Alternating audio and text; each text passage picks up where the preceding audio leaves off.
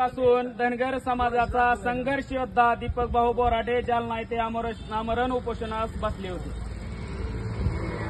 त्यानंतर 24 तारखेला त्यांचं आमरण उपोषण कुणालाही दिसलं नाही म्हणून धनगर समाज बांधवाच्या वतीनं जालन्याला इशारा मोर्चाचं आयोजन केलं होतं।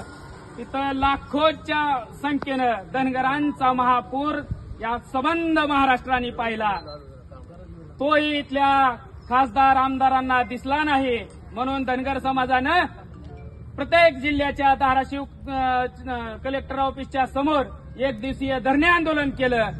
तेही इथल्या जातीयवादी म्हणेल मी आता, इथल्या जातीयवादी आमदार खासदारांना दिसलं नाही। आम्हाला वाटलं पुराची परिस्थिती आहे, यांना दिसलं नसल, यांना जिल्ह्यातलं काय कळालं नसल, सकाळी उठून जात असतील बाबांनो बाहेर, आम्ही समजून घेतलं म्हणून यांना त्या प्रशासनाच्या माध्यमातून आम्ही कळवलं की धनगर समाज आम्ही दिलेल्या मताचा जाब विचारण्यासाठी आम्ही तुम्हाला येतोय। त्यानंतर आम्ही इथं आलो, हे सत्ताधारी आमदार आहेत, हे आज जरी चालू आमदार असले तर येणाऱ्या निवडणुकीमध्ये धनगर समाज यांना माजी आमदार केल्याशिवाय राहणार नाही। धनगर समाज माझी शपथ घ्यायची आपल्याला बांधवतो। आज आपण इथं आलो, त्यांच्या दारामध्ये आलो, लेकिन या जातीयवादी आमदाराला माहित नव्हतं का? माहित होतं, परंतु मी काय म्हणतो, नीट लक्षपूर्वक ऐका। हा विरोध काय आपल्याला 17 सप्टेंबर पासूनचा नाही, या जातीयवादी राणा पाटलाचा एक तरी 60 वर्षामधला यांच्या कुटुंबाचा व्हिडिओ दाखवा, एसटी आरक्षणाची अंमलबजावणी होवी म्हणून यांनी सभागृहामध्ये बोलले। बिलकुल नाही बांधवांनो, या समाजाला, गोळ्या बाबड्या समाजाला फसवून आतापर्यंत 60 वर्ष झालं आमच्या मतावरती यांच्या पिढ्याने पिढ्या आमदारकी, खासदारकी, जिल्हा परिषद सदस्य, अध्यक्षपद ज्यांनी भोगली त्यांना या धनगर समाजाची भीती राहिली नाही का? अरे तो धनगराचा महापौर काय आम्ही फक्त दाखवण्यासाठी न केला नव्हता, कारण धनगर समाज वर्षाला लाखोच्या जत्रा भरवतो एकत्रित येण्यासाठी। तो महापौर याच्यासाठी भरवला होता की येणाऱ्या काळामध्ये धनगर समाज त्याला जो पाठिंबा देणार नाही त्याला रस्त्यावर फिरू देणार नाही, त्या लायकीचं तुम्हाला ठेवणार नाही। तुम्ही विधानसभेत आता बोलायचा विषय सोडून द्या। आता धनगर समाज सकाळपासून इथं थांबलाय, परंतु हे राणा पाटील आलेले नाहीत म्हणून या राणा पाटलाच्या वरती आपल्याला जाहीर निषेध म्हणून सकल धनगर समाज बांधवांना मी एक शपथ द्यायचे, सगळ्यांनी घ्यायचे। राजमाता पुण्यश्लोक अहिल्यादेवी होळकरांची शपथ घेतो की या जातीयवादी आमदारांचा पाठिंबा धनगर समाजाच्या आरक्षणाला नाही असं आम्ही समजतोय, कारण या राणा पाटलाला माहिती असून देखील यांनी इथली जागा सोडली, घर सोडलं।